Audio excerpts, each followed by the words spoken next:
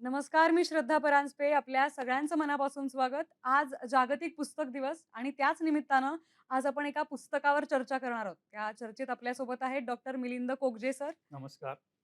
Milind sir हे गेल्या 40 वर्षांपासून पत्रकारितेत कार्यरत आहेत. इंग्रजी आणि मराठी अशा दोन्ही भाषांमधून अनेक माध्यमांमधून ते पत्रकारितेत आहेत. तर गेल्या 10 वर्षांपासून ते विज्ञान आधारित बिझनेस मॅगझिनचे मुख्य संपादकही आहेत. तर आता नुकतंच त्यांचं एक पुस्तक प्रकाशित झालंय, जिनोमच्या अंतरंगात नावाचं.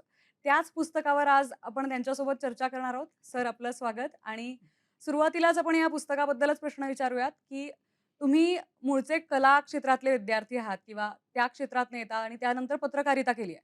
पण तुम्हाला विज्ञानाशी रिलेटेड अभ्यास करावासा का वाटला किंवा हे पुस्तक लिहावसं का वाटलं? याबद्दल सांगा? मी जरी कला शाखेचा विद्यार्थी असलो, तरी मी पत्रकारितेत गेल्यानंतर तेव्हापासून हं. अनेकदा मी विज्ञानविषयक लेख किंवा विज्ञानविषयक पुस्तकं इंग्रजीमध्ये आणि मराठीमध्ये वाचत होतो.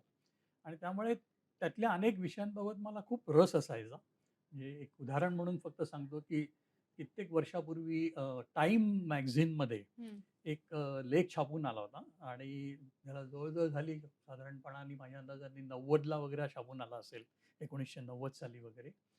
तो लेख होता, की त्यावेळेला असं शक्य झालेलं होतं, की आपल्या ज्या भावना असतात, हं. आपण म्हणतो मी रागावलो बरं. किंवा मला दुःख झालंय खूप, मला आनंद झालाय. तर ते होतं म्हणजे आपल्या मेंदूत नेमके त्यावेळेला काय बदल करतात. आपल्या मेंदूतली जी रसायनं असतात त्यांची कॉम्बिनेशन्स कशी बदलतात. अशा विषयीचा तो लेख होता आणि अशा पद्धतीने अ, आपल्या मेंदूचं छायाचित्रण करून, त्याचं एनालिसिस करून, विश्लेषण करून ते त्यातली ती रसायनं कशी बदलतात हे त्याच्यात त्यांनी सगळं त्याच्यात दाखवून दिलेलं होतं. तर अतिशय सुंदर असा तो लेख होता मला हं. आठवतंय. तर असा तो एक लेख होता किंवा संपूर्ण मेंदू या विषयावरती अनेक बरं. पुस्तकं आहेत. तसं एक एक पुस्तक माझ्या वाचनात आलं होतं. तसं मला बऱ्यापैकी मी विज्ञानावरती वाचत होतो जरी मी कला शाखेचा विद्यार्थी असलो तरी.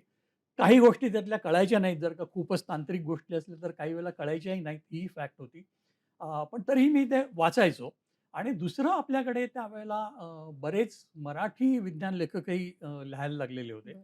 अर्थात सुरुवातीला आपल्याकडे मराठीमध्ये अ, विज्ञानावर लिहिण्यापेक्षा विज्ञान कथा किंवा विज्ञानावरची करेक्ट. कादंबरी या अधिक सुरुवातीच्या काळात होत्या. म्हणजे अगदी अ, जयंत नारळीकरांसारख्या मोठ्या शास्त्रज्ञांनी चांगल्या उत्कृष्ट कथा लिहिलेल्या आहेत आणि त्यांचे 3 ते 4 कथासंग्रह प्रसिद्ध आहेत आणि या सगळ्या विज्ञान आधारित कथा आहेत. करेक्ट. ज्याला आपण सायन्स फिक्शन म्हणतो. तर असं एकीकडे इंग्रजीमध्येही आणि एकीकडे मराठीतही सायन्स फिक्शन सुद्धा मी वाचत होतो. असिमॉव वगैरे हे सगळे हं. Arthur clerk. आर्थर क्लर्कच्या कादंबरीवरती चित्रपट निघाले होते. स्पेस ओडेसी 2001 वगैरे असे. तर त्यामुळे मला ती आवड होती वाचायची. त्यामुळे मी इतर जे साहित्य वाचत होतो त्याबरोबर हे विज्ञान विषयकही साहित्य मी वाचत होतो. अ, पत्रकारितेत माझा कुठेही विज्ञानाशी संबंध त्यावेळेला नव्हता. मी राजकीय वगैरे अशा पद्धतीचं बरं. पत्रकारिता करत होतो. परंतु एक 10 वर्षापूर्वी माझ्या काही मित्रांनी त्यांचा एक व्यवसाय होता आणि तो व्यवसाय होता म्हणजे सायन्स आणि विज्ञान आणि तंत्रज्ञान यावर आधारित विविध इव्हेंट्स करणं, हं. सेमिनार्स करणं, हं, हं. कॉन्फरन्सेस करणं, असा त्यांचा व्यवसाय होता. आणि तो व्यवसाय करत असताना त्यांच्या असं लक्षात आलं, की एक कॉन्फरन्स आपण घेतो एखाद्या विषयावरती, समजा टेक्नॉलॉजी या विषयावर एक कॉन्फरन्स घेतली, तर ती वर्षातनं एकदा होते. म्हणजे लोकं येतात, डेलिगेट्स येतात, भाषणं होतात, डेलिगेट्स परत जातात. परत वर्षभर त्याच्याशी काही संबंध उरत नाही. तर त्यांना असं वाटलं, की कुठेतरी ह्या सगळ्या लोकांशी वर्षभर आपला एक संपर्क असला पाहिजे आणि त्याकरता काय करता येईल यावरती जेव्हा विचार केला, तेव्हा असं लक्षात आलं, की ह्या विषयांवरती जर का ज्या विषयांमध्ये त्यांच्या कॉन्फरन्सेस होत्या, त्याच्यावरती जर का आपण काही नियतकालिकं सुरू केली, तर तो कदाचित संपर्क वर्षभर राहील. कारण नियतकालिक साधारण एक महिन्याचं म्हणजे मासिक काढलं, तर बरोबर. महिन्यातनं एकदा त्यांच्याकडे अंक जाईल.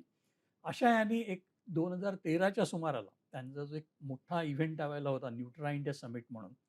तर त्याच्याकरता जे डेलिगेट्स प्रतिनिधी यायचे, त्यांच्याशी संपर्क साधायला आम्ही एक न्यू फूड स्पेक्ट्रम नावाचं नियतकालिक सुरू केलं मासिक. ऑफकोर्स त्यावेळेला नेट आलेलं होतं त्यामुळे त्याचे हं. पोर्टल पण त्याचं तयार केलं आम्ही लगेच आणि तो माझा प्रवेश होता थोडासा विज्ञानाकडे जाण्याचा.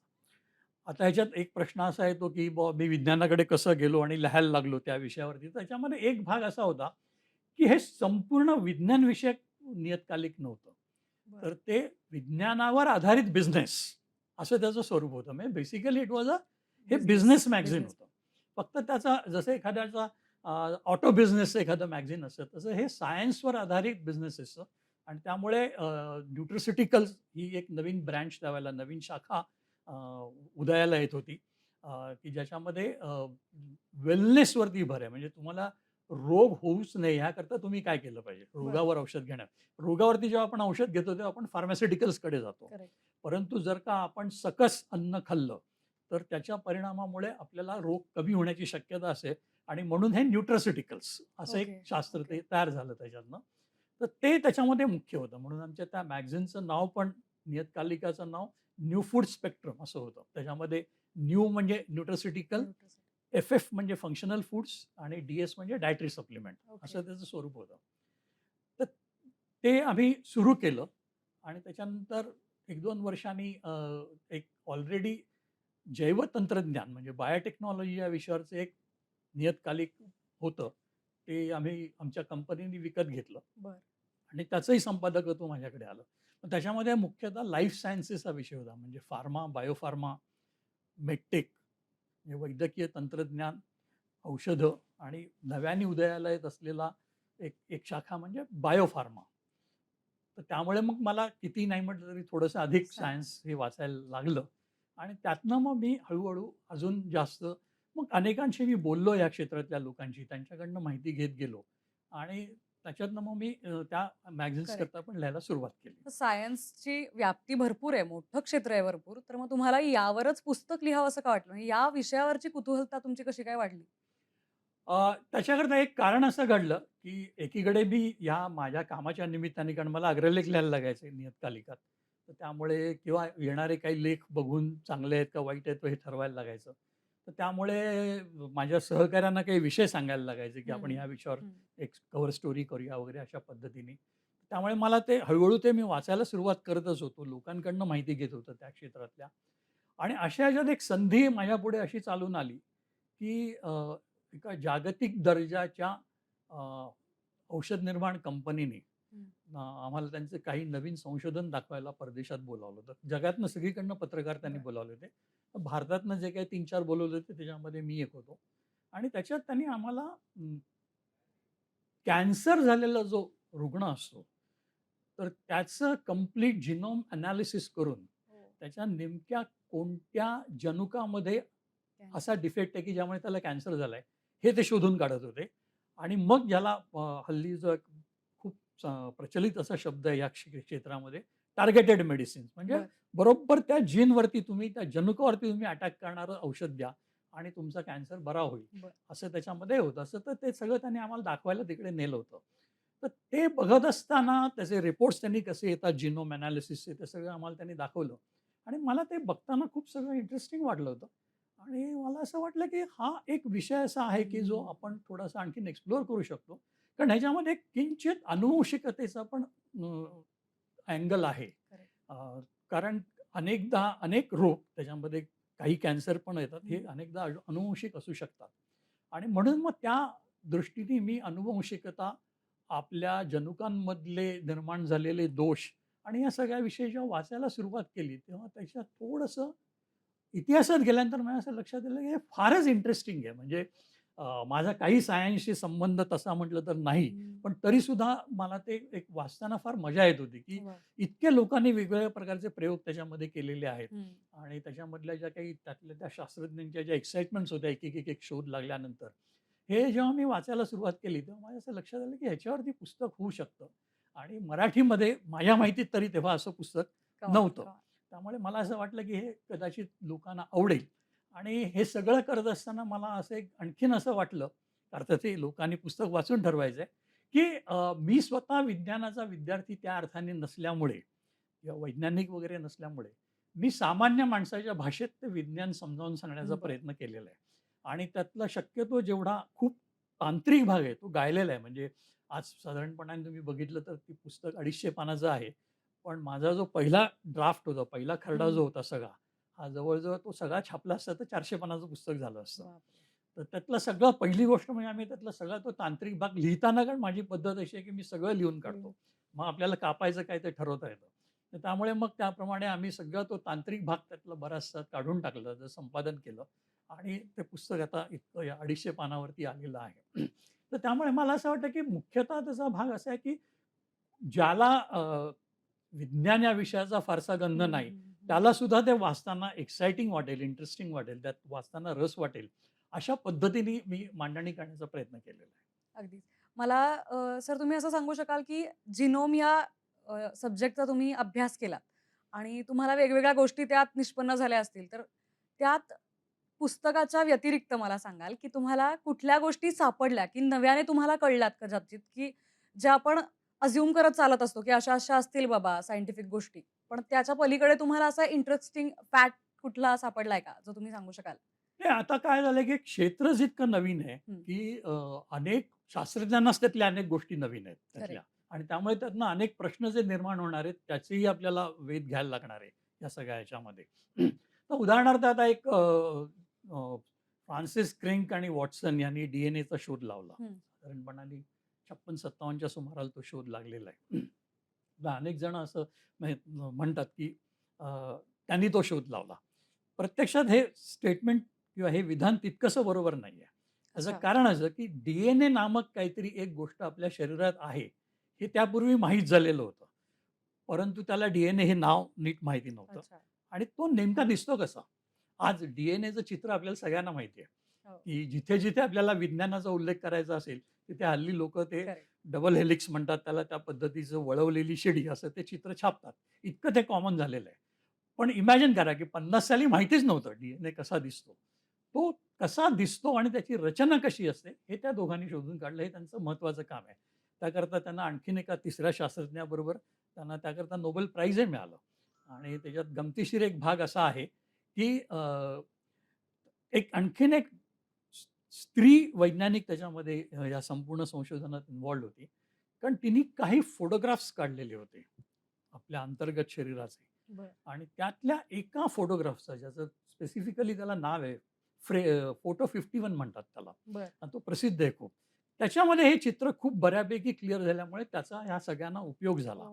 ओह! फ्रँकलिन म्हणून त्या वैज्ञानिकेचं नाव होतं, रोझलिंड ओके. फ्रँकलिन. तिचं नाव त्या ह्याच्यात नव्हतं नोबेलमध्ये. याचं कारण नोबेलचा नियम असा आहे, की फक्त जास्तीत जास्त तिघांना तिघांना. द्यायचं. पण त्यातली दुर्दैवाचा भाग असा आहे, की जरी तिला मिळालं असतं किंवा मिळालं नाही, हे तिला काहीही कळलं नाही. ह्याचं कारण अतिशय लहान वयात ती कॅन्सरनी स्वतः वारली. त्यामुळे ह्यांना जेव्हा प्रत्यक्षात जाहीर झालं नोबेल, तेव्हा ती जिवंतच नव्हती. पण तिच्या त्या फोटो फ्रेमचा खूप उपयोग बरं. डी-एन-एची रचना ठरवताना झालेला आहे. तर अशा खूप त्याच्यामध्ये गमती-जमती आहेत, की अ, सगळ्यात पहिलं म्हणजे 1850 च्या सुमाराला ग्रेगर मंडल नावाच्या एका धर्मोपदेशाने हं. तो चर्चमध्ये होता बरं. आणि चर्च तो हुशार होता खूप. त्यामुळे चर्चनीच ठरवलं, की ह्याला आपण शिक्षण पण द्यायचं. म्हणून तो कॉलेजलाही जात होता आणि त्याचे एक शिक्षक होते डॉपलर. म्हणजे आज आपल्याला डॉपलर रडार माहिती आहे हवामानाच्या संदर्भात. तर ते डॉपलर त्याचे शिक्षक होते. ओह! तर त्यांच्या एक म्हणजे इतर अनेकही होते आणि त्यांनी सुरुवातीला त्याला ह्या अनुवंशकतेच्या शास्त्रामध्ये प्रचंड इंटरेस्ट होता आणि म्हणून त्यांनी प्रयोग करायला सुरुवात केली. त्यांनी पहिल्यांदा उंदरावर प्रयोग केले. पण त्या चर्चनी त्याला सांगितलं, की "नाही, हे तू करू शकत नाहीस, कारण ते जिवंत उंदीर आहेत. Correct, correct. सो त्यांच्यावरती तू प्रयोग करू नकोस." मग काय करायचं? म्हणून मग त्यांनी वाटाण्यावर प्रयोग केले आणि आपल्याला सांगितलं तर आश्चर्य वाटेल. 1850 साली कल्पना असेल मला, की दळणवळणाची साधनं काय होती, किती कमी होती किंवा आपण इतर कम्युनिकेशन जे म्हणतात, आपल्याकडे फोन्स असतात, सेल फोन्स असतात, असं काही नव्हतं. अशा काळात त्यांनी प्रचंड मोठा प्रयोग जवळ-जवळ 7 ते 8 वर्ष केला, ज्याच्यामध्ये त्याने जवळ-जवळ 47 लाख वाटाण्यांच्या बियाणांवरती वेगवेगळे प्रयोग केले आणि त्याच्यातनं त्यांनी काही गोष्टी शोधून काढल्या, पॅटर्न्स शोधून काढले. की पिवळे आणि हिरवे वाटाणे तुम्ही एकत्र केले तर काय होतं? 3 जनरेशन नंतर काय होतं? 4 पिढ्यांनंतर काय होतं? आणि त्याच्या सगळ्याची त्यांनी नोंद ठेवली. त्याचं दुर्दैव असं, की त्याच्या प्रयोगाचं महत्त्वच कित्येक वर्ष लोकांना कळलं नाही. पण त्यांनी कसं वाक्य लिहून ठेवलं होतं. की आज जरी लोकांना माझ्या प्रयोगाचं हं, महत्त्व हं, हं. कळलं नाही, तरी मला खात्री आहे एक ना एक दिवस त्यांना याचं महत्त्व कळेल. आणि तसंच झालं. मध्ये खूप मोठी गॅप गेली गॅप. आणि त्यानंतर मात्र शास्त्रज्ञांना पटलं, की हे खूप महत्त्वाचे प्रयोग आहेत आणि पुढचे जे सगळे प्रयोग अनुवंशिकतेबाबत जे झालेले आहेत, हे सगळे त्या मूळ त्याचं त्या वाटाण्याच्या प्रयोगांमध्ये तिथनं पुढे सगळं ते सुरू झालं. बरोबर. सर हा जो प्रयोग तुम्ही मेन्शन केलात आता, तो आपल्या प्रत्येकालाच एकदा आपण बघितलेला असतो शाळेतल्या पुस्तकांमध्ये. एकदा येऊन गेल्यानंतर त्याच्याकडे फार कोणी डुंकूनही बघत नाही. पण त्याच्यानंतर आपल्याला इंटरेस्ट निर्माण होतोच. प्रत्येकालाच होतो, की रिसेसिव्ह जीन, डॉमिनंट जीन ह्या गोष्टी आपल्याला माहीत असतात. पण त्याचा अभ्यास करायला आपण जात नाही. तर तुमच्या पुस्तकातनं ते पण सोप्या पद्धतीने आपण मांडायचा प्रयत्न करतोय. हो. मग तुम्ही प्रत्येकालाच म्हणजे सामान्य लोकांना काय आवाहन कराल, की कशा पद्धतीने तुम्ही ते लिहिलंय, की ते समोरच्याला वाचायला मजा येणार आहे? नाही मी आता जी 2-3 उदाहरणं तुम्हाला सांगितली, येस, हा येस, येस. संपूर्ण जो अ, प्रवास आहे, आपल्या आत्ताच्या स्थितीपर्यंत पोहोचण्याचा, आज आपण खूपच पुढे गेलोय. म्हणजे त्याच्याबद्दल बोलूच आपण. पण त्या मानाने तुलनेने आज आपण खूपच पुढे आलेलो आहोत. हा जो संपूर्ण प्रवास आहे, ह्याच्यामध्ये अनेक टप्पे आहेत. म्हणजे एक आता छोटंसं उदाहरण देतो, की डी-एन-ए आपल्याला सगळ्यांना माहिती आहे. हं. हं, खूप मगाशीच मी सांगितलं. बरं. आर-एन-ए किती जणांना माहिती आहे? बरोबर. आर-एन-ए फार कोणाला माहिती नाही. जो काही थोडं माहिती झालं, ते कोविडमुळे. कारण कोविडमधल्या ज्या पहिल्या 2 लसी आल्या, त्या आर-एन-ए बेस्ड आर-एन-ए लसी होत्या. त्यामुळे आपल्याला ते कळलं. नाहीतर आर-एन-ए फार लोकांना तोपर्यंत माहिती नव्हतं आणि अजूनही बऱ्याच जणांना आर-एन-ए विषयी फारशी काही माहिती नाही. पण डी-एन-एच इतकं महत्त्वाचं काम आर-एन-एचं सुद्धा असतं.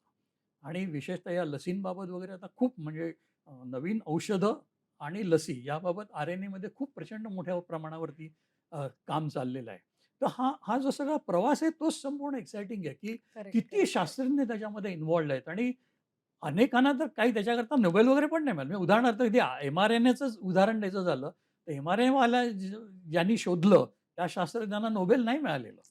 कारण त्यावर्षी दुसऱ्या कोणाला तरी ते मिळालं आणि मग एकदा तो चान्स गेला, की गेला पुढे काय सांगता येत परत नाही होणार. तुम्हाला काय बरोबर. होईल ते.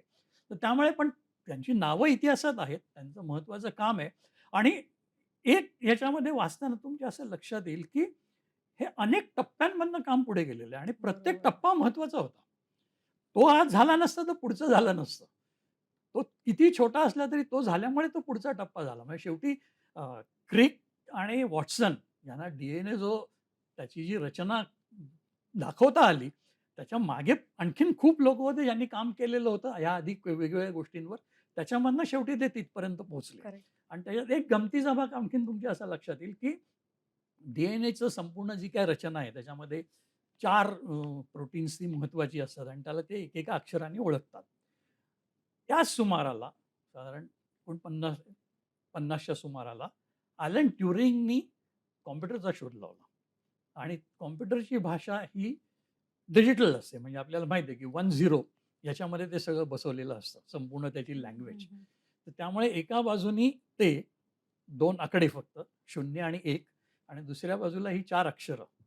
या सगळ्यांना हे इन्फॉर्मेशन एज निर्माण झालं पुढचं, करेक्ट. जे आता आपण बघतोय ते आणि जे अनेक आव्हानं आपल्यापुढे उभी करते आणि अजून उभी करणार आहे. त्याच्याविषयी खूप चर्चा शास्त्रज्ञांमध्ये ऑलरेडी सुरू झालेल्या आहेत. याही पूर्वी त्यांनी केलेल्या आहेत, की पुढची आव्हानं काय असणार आहेत आपल्याला. सर ह्या प्रवासात तुम्हाला आर्टिफिशियल इंटेलिजन्सबद्दल आपण बोलतो, तर त्याचा आणि या जिनोमचा काय संबंध असतो असं काही जाणवलंय का? नाही अजून आर्टिफिशियल इंटेलिजन्स आणि यांचा कारण जिनोम आहे त्याच्या आधीच आपल्याला करेक्ट. सगळं सापडलेलं होतं आणि आता कुठे त्याचा उपयोग होईल तुम्हाला सांगतो, की जिनोम मॅपिंग आपल्याकडे सुरू आहे मोठ्या प्रमाणावरती. म्हणजे अनेक जणांचं झालेलं आहे आणि अनेक प्राण्यांचं आपण करतोय.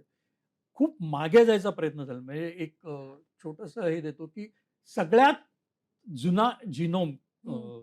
कुठचा सापडला आतापर्यंत तो 20,00,000 वर्षांपूर्वीचा एक जिनोम त्यांना सापडलाय. बापरे! आता असं आणखीन खूप मागे जाऊन बघायचं, तर या सगळ्या ह्याच्यामध्ये एआय विविध पद्धतीने पुढच्या काळामध्ये त्याचा संपूर्ण उपयोग होऊ शकतो. करेक्ट.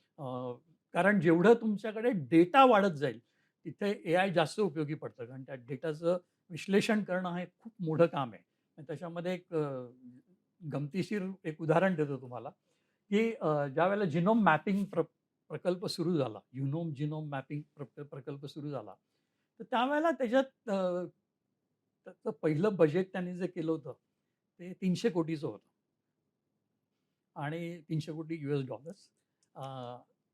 पण सगळ्या शास्त्रज्ञांचं म्हणणं असं होतं, की आणि 50,000 तास लागतील त्याला साधारण असा अंदाज होता. तर चांगल्या शास्त्रज्ञांचं मत असं होतं, की 300 कोटी ही काही फार मोठी रक्कम नाही. कारण नासा 10,000 कोटी खर्च करतं. त्यामुळे त्याच्यापुढे 300 कोटी नथिंग. त्यांना मुख्य प्रश्न असा होता, की हे मॅपिंग करताना इतक्या वेळा 30-30 प्रोसेस संपूर्ण आपल्याला परत करायला लागणार आहे, की ते कंटाळवाणं होईल. म्हणजे समजा उद्या तुम्हाला ते काम दिलं, तरी तुम्हाला ते कंटाळवाणं होईल नंतर करणं. मग त्याच्यात एका एका शास्त्रज्ञाने तर असं सांगितलं, की आपण एक काम करूया म्हणला. आपण तुरुंगातल्या कैद्यांना शिक्षा म्हणून हे काम देऊया. म्हणजे तुला काय कशाबद्दल शिक्षा झाली आहे समजा तुला खुनाकरता शिक्षा झाली आहे. मग तू 150 गोष्टींचं मॅपिंग करून द्यायचंस. किंवा दुसऱ्या कोणाला चोरी करता शिक्षा झाली आहे. मग तू 50 गोष्टींचं मॅपिंग करून द्यायचं. कारण ते म्हणले असं केल्याशिवाय होणार नाही, इतके लोकं कंटाळतील ते करताना. तर त्याच्यावरनं त्या कामाचं व्याप्ती आपल्या लक्षात येते आणि व्याप्तीबरोबरच किती वेळा ते परत सगळं करून बघायला लागणार. तिथे एआयचा नक्की उपयोग त्यांना यापुढच्या काळात नक्कीच होणार आहे तो आणि तो वापरला जाईलच प्रश्नच नाही. नक्कीच. सर, आपण मगाशी बोलताना मला वाटतंय आपण त्या एक्सपेरिमेंटच्या म्हणजे वटाण्याच्या एक्सपेरिमेंटच्या खूप आधीचं पण बोललो. तर त्याच्या आधीचे रेफरन्सेस काय आहेत? म्हणजे तुम्ही म्हणालात मगाशी अरिस्टोटल आणि पायथागोरस इथपासनं जिनोमचं रेफरन्सेस आपल्याला आढळतात. तर जिनोम नाही त्याबद्दलही म्हणणार मी त्याला. त्यांच्या डोक्यात होतं ते म्हणजे अनुवंशिकता, करेक्ट, की हेरिडिटी. एखादी गोष्ट आधीच्या पिढीकडून दुसऱ्या पिढीकडे कशी जाते त्याच कुटुंबातल्या. त्याच्यामध्ये खूप लोकांना इंटरेस्ट होता. त्याच्यामध्ये हं. पायथागोरस आपल्याला शाळेत शिकवला जातो तो ते भूमितीचं प्रमेय म्हणून. पण त्या पायथागोरसनी याच्यामध्ये इंटरेस्ट घेतलेला होता आणि त्यांनी काही थिअरीज मांडल्या होत्या. अरिस्टॉटलनी काही थिअरीज मांडल्या होत्या.